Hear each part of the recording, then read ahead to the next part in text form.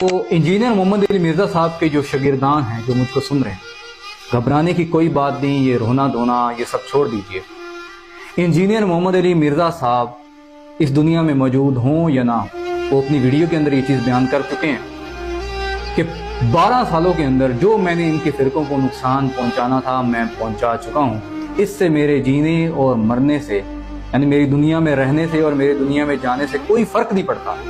जो मैंने इनको नुकसान पहुंचाना था वो मैं पहुंचा चुका हूं। The damage has been done.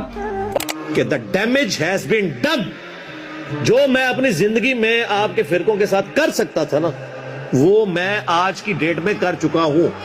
ये स्टूडियो रिकॉर्डिंग के एतबार से मैं डेट बोल देता हूं, 10 मई 2020 तक जो डैमेज आपको पहुंचना था आपके सदियों के खड़े हुए फिरकों को, वो पहुंच चुका है। अब इस डैमेज की रिकवरी का मेरी जिंदगी या मेरे मुल्क में रहने या ना रहने से कोई ताल्लुक नहीं।